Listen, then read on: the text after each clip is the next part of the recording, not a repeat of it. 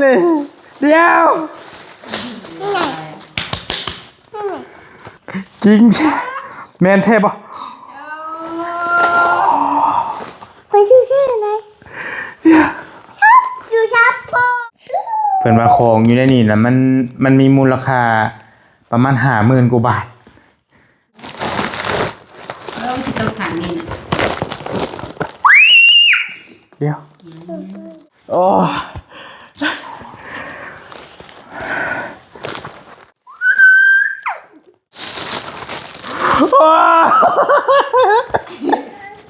เล่นมา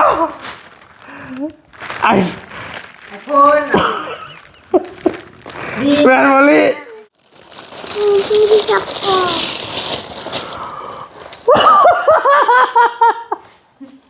ว้ายเลยเดี๋ยว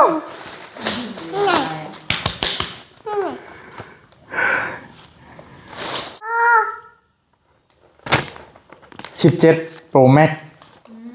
ชับ52,000 บาทไม่ชับพ่อดิฉัน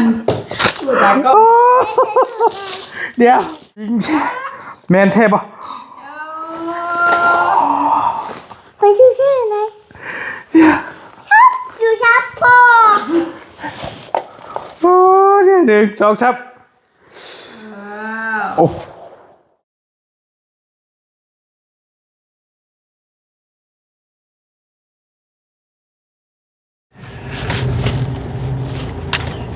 กาทักทายเนาะพี่น้องกาทักทายสบายดีตอนบรรยากาศมืดหูมืดตาบอรี่เดินทางมาฮอดเฮือนฮอดซ่านแล้วเด้อพี่น้องเด้อบอรี่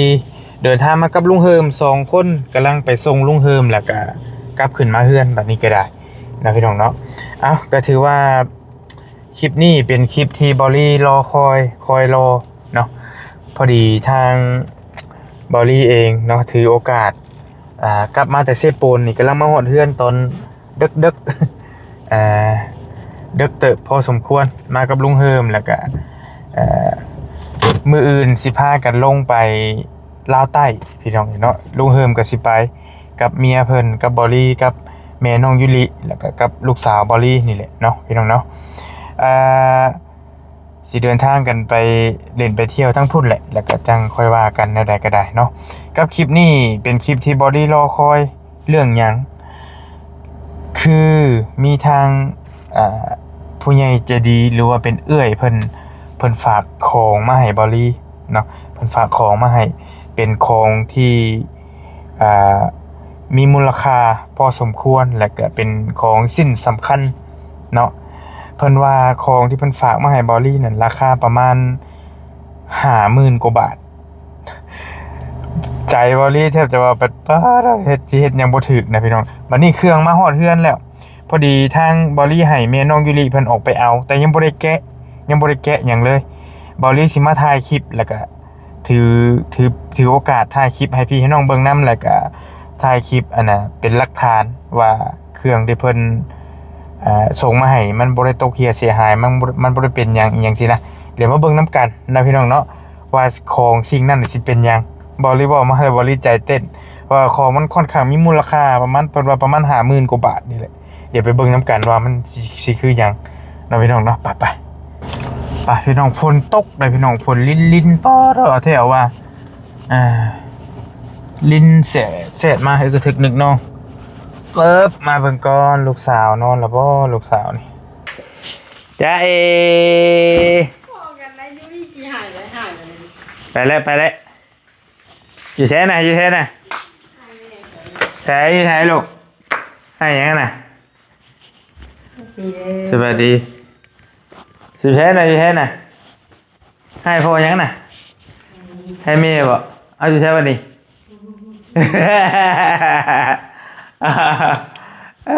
แม่มาพอตีให้มาพอกดนะให้พอกดนะโอ้ลูกสาวพอของแก้มพอแม่ให้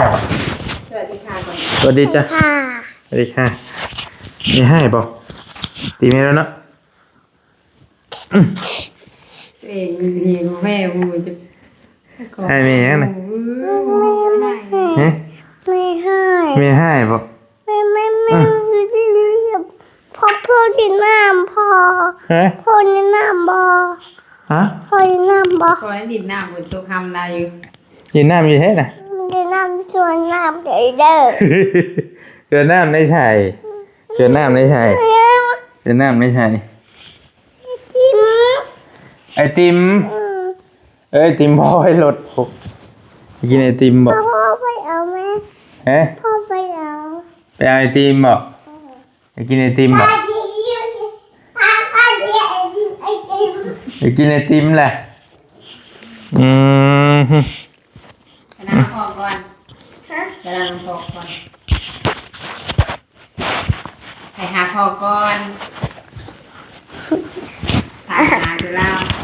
น้องนะพ่อบอก พอหอมแก้มมียังก็ น้องพ่อ มียัง พ่อ คู่พ่อนี้อืมใช้กล้องนี่ใช่ พ่อก ล้องพอจะใช้เอากล้องมาพอจะเปิดกล้องไป หลังตู้ดึง เออ เปิดดิเปิดเลย เดี๋ยวเปิดดีกว่าอ่า มาก่อน อันนี้หกในแล้วพี่น้องลูกสาวลินเอ็กซ์ซิ เอาเลยบ่ แบบมาเลยก็ได้มาแบบมาแล้วก็มากันใช้พอเก๊กก่อน พี่ตา กูแก้มาได้หรอกเดี๋ยวพอเบิ่งกันมานี่แหละพี่น้องเลยเป็นจักซีวอจากใดเนาะขอโทษขออภัยพี่น้องเลยเปื้อนเนี่ยก็มาฮอดเดือนแล้วก็ฟ้าวอยากมาเห็นนะอยากหูว่าในกล่องเนี่ยมันคืออย่างแล้วก็ มันคนดิน มันเป็นของลิน มันเป็นของลินลิบ่เออ แต่ต้องบอกว่าทาง ยุ้ยตาผม ตัดผมบ่ลูกทางขออนุญาตเอื้อยผู้เพิ่นส่งมาให้หั่นเพิ่นว่าของอยู่ในนี่น่ะมันมีมูลค่าประมาณ 50,000 กว่าบาท คืออย่างไรนะ ไม่ใช่เงิน แต่บ่ได้พอแบบว่าเพิ่นส่งมาให้มันหลายมื้อเพิ่นสิฮอดประมาณ 4-5 มื้อนี่แหละบ่รีก็คิดนำอำลำอยู่แหละก็แบบว่ารุ่นอยากฮู้ว่ามันคือหยังหั่นนะพี่น้องเดี๋ยวพี่น้องทายนำกันเนาะพี่น้องนะว่ามันคือหยังในนี่เป็น มันมีเงินไหมกระเดา แก้อะไรบ่ เอาไม่เทพอหลุด พ่อรับตา รับตาพอสิแก้อีหลารับตา อีหลารับตาอย่ารับตาเก็ดโอ้ยเนาะเอาถือว่าเดี๋ยวตั้งอันนี้มาได้ถือว่าเข้าสิแก้เป็นหลักฐานเลยเพราะว่าเพิ่นว่าให้แก้เป็นหลักฐานนี่แล้วมันแบบให้ถ่ายคลิปไว้นะถ้ามันตกเสียหายแล้วก็เฮาจังส่งคืนอีหยังเพิ่นว่านะ รับตา โอ้ย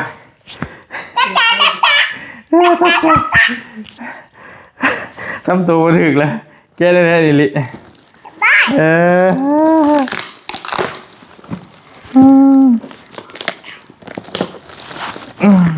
มันคืออะไรนะ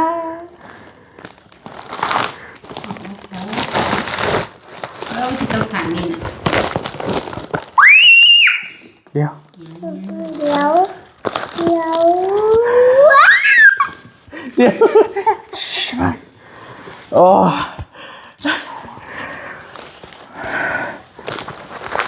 ปวดจะเด็กปวดจะเด็ก ดูเสียงมือ หนึ่ง อ๋อถ้า รับตา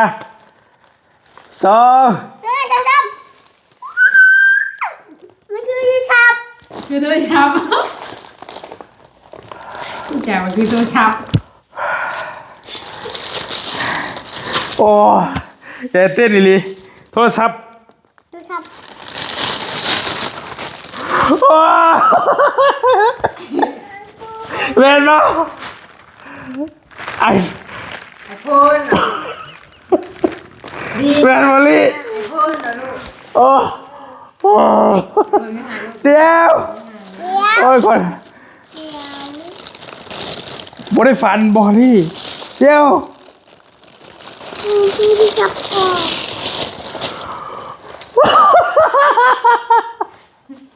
ว้ายเลย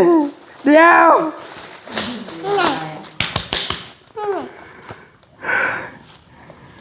เฮ้ยลี่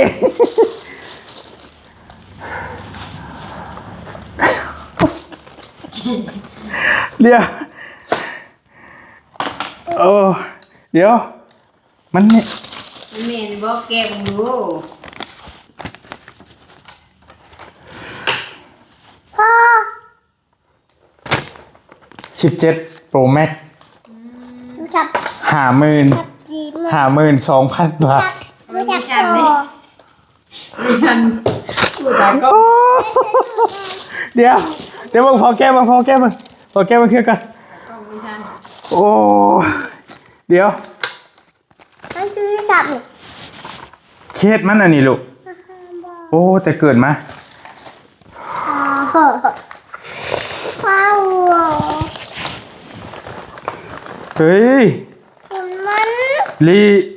มันเมนบ่อันนี้ แมนอยู่ เอ้ยเพิ่นบ่ได้ตัวบ่ อยู่ หรือจังไดอันนี้ อยู่ เบิ่งเด้ออย่าหลอกกันเด้อย่าหลอกกันเด้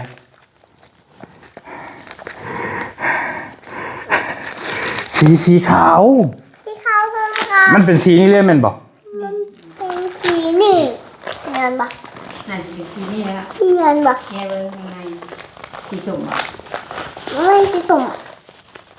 เป็นที่ขาวแม่เป็นที่ขาวอะไร เป็นที่ขาวอ่ะ แกนั่นแหละบัดโอ้ เขาซื้อมาให้ เดี๋ยวแกได้นี่ แกะได้ ลิ ฮะ แกยังไงลูก แกะได้ เดี๋ยวพ่อมือสั่นแล้วเดี๋ยวแกบอกออกบาดนี่ แกะได้นี่ก็ มีสกอตติชบ้าง เก็บ เดี๋ยวนี่ดิที่บอกก็เปิดก็พอดบ่เป็น เดี๋ยว ขานี่ดิค่ะนี่1 2 ปิดตาลูก 2ขานี่นั่นเปิด เงินนะครับ โอ้ยมือสั่นเห็นยังบ่ถึกเลย จับตา 1 2 จริงใช่แมนเทพป่ะ ไปชื่ออะไรดูชับพ่อ โอ้เนี่ย1 2ชับโอ้ มันจะรับชับ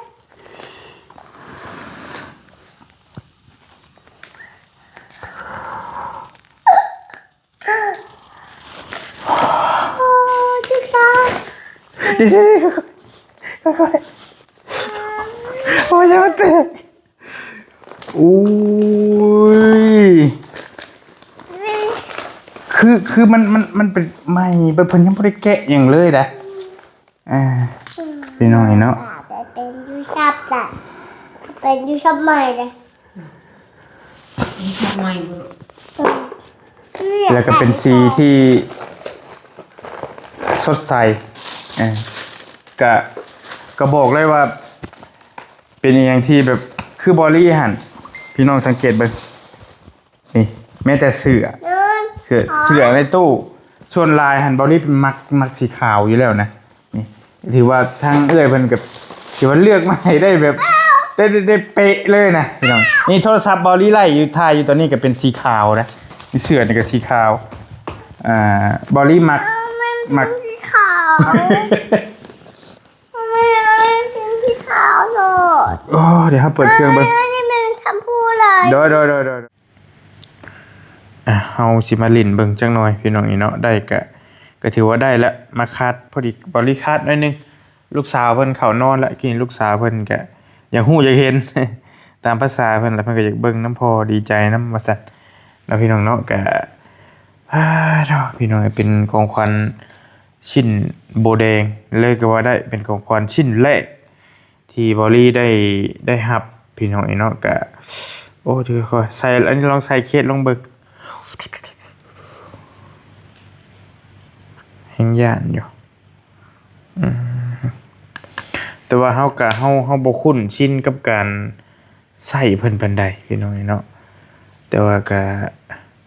รูปทรงมันก็ค่อนข้างที่แบบงามนะพี่น้องพอดีกลมกลืนแล้วก็มีน้ำหนักเนาะอยากมีน้ำหนักได้รู้สึกว่า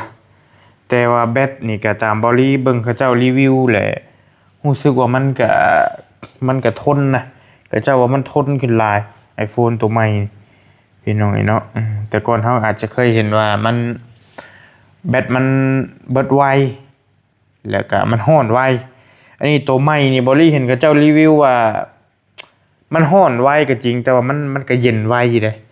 ปุ๊บปะประมาณ4-5 นาทีเย็นแป๊บเดียวเย็นเขาเจ้าว่านะแต่ก็ยังบ่ฮู้เดี๋ยวสิลองใส่เบิ่งก่อนเนาะพี่น้องเนาะก็ถือว่าเป็นโทรศัพท์ชิ้นแรกจะว่าชิ้นแรกในชีวิตบอลี่เลยที่แพงที่สุดเนาะพี่น้องเนาะแพงที่สุดที่เคยได้จับมาโทรศัพท์ที่บอลี่ใช้ถ่ายอยู่ตอนนี้ก็ถามว่ามีราคาบ่มีราคาคือกันก็หลายหมื่นคือกันที่บอลี่ถ่ายกับบอลี่ซื้อโดนเติบแล้วแหละซื้ออยู่สวรรค์ฮะแต่ซื้อมือสองนะพี่น้องเนาะถามว่าเป็นโทรศัพท์แพงบ่ก็แพงคือกันแต่ว่าเป็นโทรศัพท์มือสองมันเป็นSamsung ที่บริถ่ายอยู่ตอนนี้ส่วนหลายทีมงานใช้ก็มีแต่ใช้ Samsung ของบรินี่ S23 Ultra S23 Ultra ที่เฮาใช้ถ่ายกันอยู่ทีมงานก็สิประมาณนี้แหละที่ทีมงานถ่ายกันแต่เห็นมันมีออกมาใหม่ S24 S25 ล่าสุดนี่ว่ามี S26 ละ S26 Ultra ล่าสุดเลยพี่น้องเนาะแต่ว่าบริก็มีแต่ใช้มือสองจักสิอยู่ใส่อีกแหละอยู่ในห้องน่ะมีแต่มือสองบัดถีบเลยให้เมยุริใช่กะมือสองบริซื้อมาถ่ายคลิปแรกๆหั่นนะซื้อมาถ่ายเป็นตอนนั้นน่ะเป็น Samsung A73 และต้องพึ่งไม่กันสั่นเวลาเราถ่ายคลิปเนี่ยเขาต้องใช้ไม้กันสั่นไปนำนะแต่ว่าคือยุคปัจจุบันนี้เขาก็อัปเกรดขึ้นมาอันนี้ก็คือกันนี่บ่ฮู้ว่ามันกันก็ต้องกันสั่นได้นะระดับ50,000กันสั่นบ่ได้ยอม นี่เบิ่งเดี๋ยวสิลองใส่วิดีโอบ่เคยถ่ายจักเทื่อ iPhone พี่น้องนี่เนาะปิ๊ง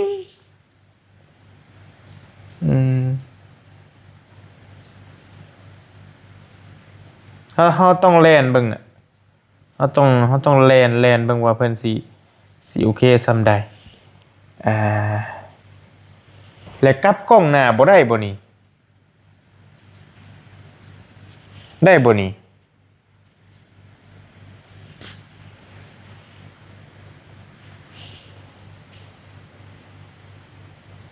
อันนี้คือสิเป็นถ่ายรูปเนาะแต่ว่า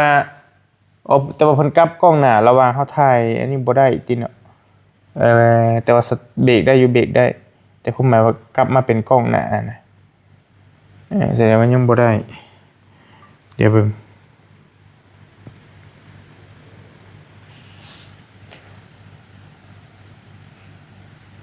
มันก็นิ่งดีได้แหละนิ่งเอาเรื่องอยู่คือกันพี่น้องเนาะขนาดบอดี้สั้นได้สั้นบักเฮงๆนึงแต่ว่ามักรูปทรงมันงามเฮงพี่น้องมันแบบว่ามันแบบว่ามันจอมันบางเฉียบเลยนะพี่น้องเนาะคิดได้ป่ะนี่ต้องคิดออกเลยเนาะเดี๋ยวสิลองเบิ่งลำโพง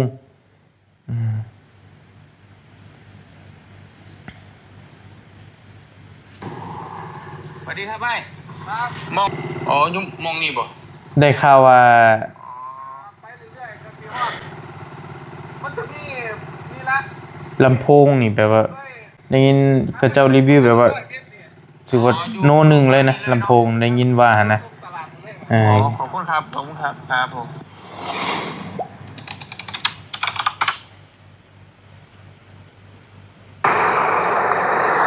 สบายดีเด้อพี่น้องกับทักทายสบายดีแจ่มเนาะพี่น้อง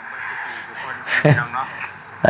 วันนี้เฮากะมาอยู่จังหวัดมือกล้องบ่ฝากมือกล้องอยากได้เลยโรงพยาบาลก็ได้ยินเขาเจ้าว่าลำโพงมันก็แบบว่ามันแจ่มหั่นน่ะแจ่มเฮงพี่น้องเนาะแต่ว่าเฮาก็ ก็แล้วแต่ขึ้นกับผู้มักดอกวะเห็นกับเจ้ารีวิวว่าลำโพงรอบนี้ก็มาแบบจะว่าแบบชื่อว่าดีแฮงหั่นนะ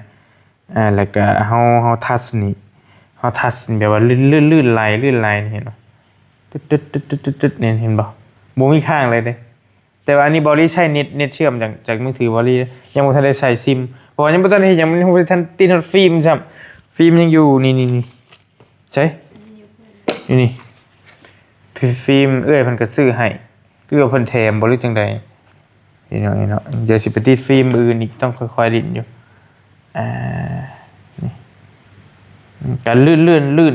นลายเป็นว่าลื่นนะลื่นนี่เห็นมั้ยนี่หมุ้ยปุ่มนี่กินนี่ให้แต่กล้องลิ้นเพิ่นค่อยๆกดออกแล้วให้อยู่ใช้หาปุ่มมันสิคืออันน่ะมันสิบ่คือซัมมันสิบ่คือ Samsung นะมันสิมีปุ่มอยู่นี่แต่อันนี้เขาเจ้าเฮ็ดมันแบบบ่มีเลยเนาะบ่มีเลยนี่พี่น้องก็บอลลี่ก็เคยเห็นเขาเจ้าลิ้นดอกเห็นเขาเจ้าว่าคิดปุ๊บเห็นบ่มันมีปุ่มเห็นบ่ปุ่มมันสิอยู่เทิงมันสิลี่อยู่ปึ๊บเลยเห็นบ่ฟิบนี่มันสิไปตรงนี้เลยเห็นเขาเจ้าลิ้นดอกพี่น้องก็จังเฮ็ดเป็นในบอลลี่มันก็ได้เบิ่ง TikTok แต่ว่าเฮาบ่ให้เห็นเสียอันนี้เข้ามา TikTok นี่เข้ามา TikTok นี่ก็ลื่นถือว่าลื่นไหลคือกันนะได้เรื่องอยู่มันก็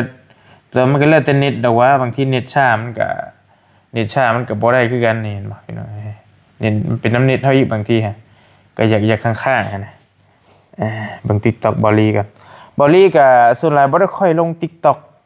เคยตั้งหลายอันอยู่แต่บ่ได้ค่อยลงอันนี้ก็หาก็ลงวันหนึ่งนี่เป็นคลิปบอลลี่ไปเต้นอยู่กับน้องไซกับอ้ายกับอันนาสาวเพิ่นอยู่ที่บอลลี่ไปซอยแล้วแหละก็ชวนเราเต้นลิ้นน้อยนึงพอมีสีสันอันนี้เป็น TikTok ส่วนบอลลี่ก็สิลงแต่แฟนเพจแล้วก็YouTube นะส่วนที่บอลลี่สิลงนี่ก็ถ่ายลูกสาวกับแม่เพิ่นถ่ายลิ้นกันนะพี่น้องเนาะก็ประมาณ TikTok บ่ได้ค่อยลงแต่ก็ยอมรับว่าลื่นไหลให้สิได้ไปอวดหมู่แล้วพี่น้องเนาะชื่อบ่ที่เขาจะมักลิ้นกันนะฮัลโหล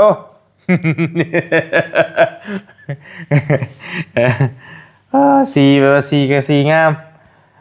แบบว่ามันตัวนี้น่ะได้ยินเขาเจ้าว่ามันกัดรอยได้เพราะนั้นมันลื่นเด้มันบ่ด้านนะ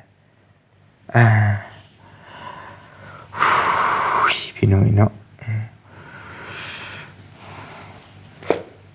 งามเฮงพี่น้อยจับพอดีเหมาะมือเลยนะแบบว่าปะที่เธอบ่ฮู้สิเว้าแนวใดพี่น้อยเนาะคักสุดตะคักกันละน้ำหนักถือว่าน้ำหนักได้ดีแล้วก็อันนี้มีบ่ฮู้ว่าเพิ่นซื้อให้บ่หรือเพิ่นแถมหรือจังได๋ก็มีเคสอันนึงพี่น้องเนาะเป็นเคสใสก็แข็งให้ก็ได้เคสนี้ก็ได้ก็งามมีพี่น้องเป็น iPhone เครื่องเลขที่บอลี่ได้จับราคาแพงขนาดนี้บอลี่เคยใช้ iPhone รู้สึกว่าเป็น iPhone 5นี่แต่ยังบ่ทันได้มียังบ่ทันได้มีครอบครัวที่เกินเฮ็ดงานอยู่ไทยรู้สึกว่าเคยซื้อเป็นมือ2หรือมือ1บ่มั่นใจคือกันเครื่องแหลมๆน้อยๆนะสี่เหลี่ยมดอกตะกี้นะก็ซื้อมา 9,000 กว่าบาทบอกเก็บเงินซื้อแต่ว่าดีใจก็ถึกตอนนั้นก็ได้แต่ว่าเดี๋ยวนี้ก็ iPhone พัฒนามาเจ้าหลายรุ่นอันนี้ก็คือรุ่นล่าสุดเลยพี่น้องเนาะiPhone 17พี่น้องสีสันสดใสเห็นแต่เขาเจ้าใช้จ้ะพี่น้องเนาะมีโอกาสได้ลองใช้แล้วบาดนี้ถือว่าอันนี้เป็นบินใบซื้อขายของทางอาหารเพิ่นพี่น้องเนาะเพิ่นรับประกัน1 ปีนี่แต่ว่าอยู่แข็งบ่แก้วบ่ได้นี่นะพี่น้องเนาะอันนี้มันขาดลูกสาวดึงที่นี่บ่นี่ เป็นสีขาว iPhone PM iPhone 17 PM กันอาจจะเป็น Pro Max กันแหละย่อมาราคา52,000 บาททวนเป็นตัว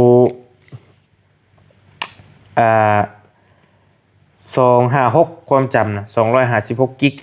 เนาะเพิ่นเขียนไว้ชัดเจนพี่น้องแล้วก็ราคาก็สิประมาณนี้50,000หรือว่าเป็นเงินกีบเฮาก็ประมาณสัก30ปลายล้านนี่แหละพี่น้องเนาะถือว่า ซื้อโทรศัพท์บอลี่ได้ประมาณ2-3 เครื่องบอลี่ซื้อนี่ที่ไล่อยู่นี่ซื้อ10,000 กว่าบาทล่าสุดนี่10,000 กว่าบาท15,500นะแต่ว่าซื้อเครื่องก้อนพุ่นก็ซื้อถ่ายคลิปนั่นแต่ก่อนมันออกใหม่มันยังมีใหม่อยู่ก็20,000ปลายนี่แหละ3,500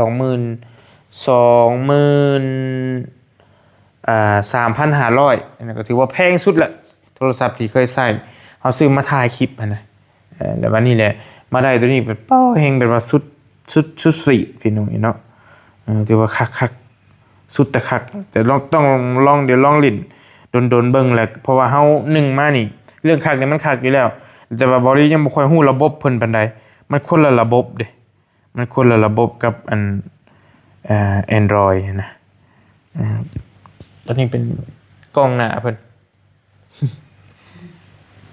แต่ยอมรับเลยว่ากล้องหน้าเพิ่นนี่แบบว่ารู้สึกว่าเลนมันกว้างนะเลนเพิ่นนี่เลนมันกว้างพอสมควรอยู่พี่น้องนะครับแต่ว่ากล้องหลังสีนี่ก็บ่รีเบิ่งทรงนี่กล้องหลังสีงามก่อนบ่เลยจังได๋แต่ว่ามันก็แน่นอนอยู่แล้วกล้องหลังมันใหญ่เด้ ก็บ่ฮู้สิใช้ความเว้าความจาแนวใดให้มันถูกมันต้องพี่น้องบาลีเองก็ถือว่าเป็นมื้อที่รอคอยรอแล้วก็บ่คิดว่าสิได้ของที่มัน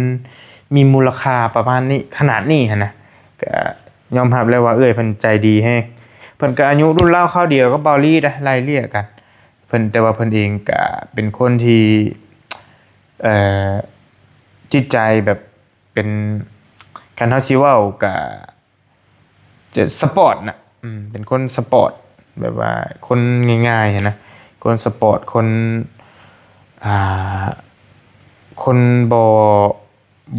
บ่ขี้ที่ซะก็สิเว้าภาษาบ้านๆเฮาก็ขออนุญาตคนง่ายๆสบายๆซอยแล้วก็ซอยแบบว่าบ่ได้จุกจิกอีหยังนะเพิ่นก็ถือว่าพอยอมรับใจเพิ่นซอยแต่ละเคสคือซอยน้องน้อยน้องหยังนี่ก็บ่รีแทบบ่ได้โทรลมนำเพิ่นเพิ่นส่งข้อความมาเล็กน้อยปิ๊บๆเพิ่นบอกว่าคือซื้อรถไปให้น้องน้อยนี่แล้วก็เพิ่นก็ให้ปิ้งโอนเงินมาให้บ่รีไปซื้อเฮ็ดเฮือนให้น้องน้อยนี่ก็ฟิกมาเพิ่นก็บ่ได้จุกจิกอีหยังมากมายแบบว่าทำบุญก็คือทำบุญหั่นนะพี่น้องเนาะก็ถือว่ายอมรับเพิ่นก็เป็นผู้ใหญ่ผู้เดียวกันนั่นแหละพี่น้องเนาะที่ซอยน้องน้อยซอยเมน้องเพชรแล้วก็ซอยอีกหลายๆเคสที่เพิ่นซอยแล้วก็เพิ่นก็บริได้มีโอกาสล้มน้ำเพิ่นมื้อน่ะเพิ่นก็เลยฝากโทรศัพท์มาให้พี่น้องเนาะบ่ได้จักอีหลีแล้วบริก็ว่าเป็นโทรศัพท์นะแรกๆเพิ่นก็บ่บอกเพิ่นบอกฝากของขวัญมาให้ตอนแรกๆแต่ว่าเพิ่นว่ามันมีมูลค่าประมาณ 50,000 กว่าบาทนี่แหละเพิ่นว่าบริก็จนว่าคิดนำเท่าไรมื้อเลยนะพี่น้องบางทีก็จนน้อยเฮาบ่อยากรับแหละเฮาย่านมันของมันมีค่าบัดนี้คิดว่ามันสิเป็นหยังมันสิเป็นหยังเด้มันสิเป็นอีหยังคิดว่าบางทีก็คิดไปว่ามันสิเป็นนาฬิกาบ่หรือสิเป็นกระเป๋าอย่างซี่นะก็คุยกันอยู่กับแม่น้องยุริเพิ่นหรือว่าสิเป็นโทรศัพท์แต่บอลี่ก็คำแม่งอยู่คิดว่าต้องเป็นโทรศัพท์แล้วก็ iPhone เราก็บ่ได้บอกอีหลีเด้ในใจคิดว่า iPhone แน่ๆเลยแม่นล่ะวะก็นำตอนนั้นเด้ว่าเอาเองเลยแหละบ่ได้บอกบ่มีใครบอกกันแหละบ่ฮู้มันเหมือนมันคิดแล้วก็บ่ฮู้ก็บวกตัวเองอยากได้นี่หั่นแหละมันก็เลยแบบว่าเฮาก็เลยว่า iPhone แน่ๆเลยแหละว่ากับแม่น้องยิลีแต่ว่าก็บ่ได้อัดคลิปไว้นะเพราะว่าเฮามาไล่เบิ่งน่ะว่าลีมาไล่เบิ่งเซฟถ้าบ่แม่น iPhone ก็ S26 ก็ไล่เรียกกัน S26 Ultra ไล่เรียกกับตัวนี้พี่น้องตัวมันออกใหม่นะก็เลยมาไล่เบิ่งว่าแต่ว่าก็สุดท้ายก็แม่นอีหลีเป็น iPhone อีหลีเนาะจังใดก็ มีแต่บริสิขอจบคลิปปิดคลิปไปเพียงซ้ำนี้ก่อนบ่ฮู้สิเว่าใดๆก็มีแต่ขอขอบใจหลายๆทางเอื้อยขออนุญาตเอื้อยเนาะเอื้อยใจดีเพิ่นอยู่ทางบ้านต้นเพิงเมืองต้นเพิงอยู่แขวงบ่อแก้วเนาะเพิ่นก็เป็นคนลาวเฮานำกันนี่แหละเพิ่นก็เมตตาทางหลายๆเคสแล้วก็รวมถึงบรินำเพิ่นก็ฝากของขวัญมาให้ก็ขอบใจหลายๆให้อยู่ดีมีแฮงเนาะให้โชคให้มานให้ร่ำให้รวยปรารถนาสิ่งใดก็ให้ได้สิ่งนั้นสมความมุ่งมั่นปรารถนาเนาะให้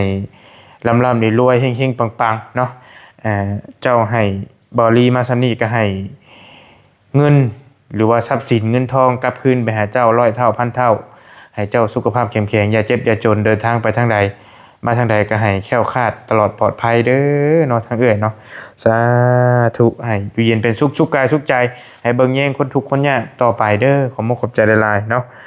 บ่ฮู้สิใช้คำใดให้มันถูกมันต้องก็มีแต่ขอบใจอีหลีเนาะไปแล้วเฮาก็บ่รีสิขอตัวพักผ่อนก่อนบัดนี้ก็มีแต่มื้ออื่นบ่รีสิเดินทางลงลาวใต้ไปพร้อมกับพายุเท่านี้ฝนลิ้นพี่น้องเอ้ยเพราะว่าได้คุยกับลูกสาวไว้ดนแล้วกับเมย์เพิ่นว่าอยากไปลงไปเที่ยวพูดแหละไปทั้งสวนกาแฟน้องมิน้องหยังพูดแหละไปเลาะเปิดหูเปิดตาแน่สักเล็กสักน้อยหั่นนะก็สิไปกับลุงเฮิมแน่กับเมียเพิ่นแน่กับลูกสาวเพิ่นแล้วก็กับน้องสาวคนนึงน้องนุ่นเพิ่นสิไปลินน้ำพี่น้องก็สิไปลายก็หันก็คือสิเต็มแหละรถบอลี่ก็สิอัดละพอเป็นรถกระบะหั่นนะก็ไปประมาณนั้นแหละก็สิไปจักมื้อก็ยังบ่มั่นใจแต่แน่ๆก็ประมาณ 3-4 มื้อนี่แหละคิดว่านะแต่คันหิวเหิงกูหันบอดี้สิมาไว้กูหันก็ต้องไปเบิ่งตัวจริงน้ำกันก่อนอยู่ดีมีแห้งขอบใจหลายๆเด้อพี่น้อง FC บัดจุกุทุกคนสบายดีบ๊ายบาย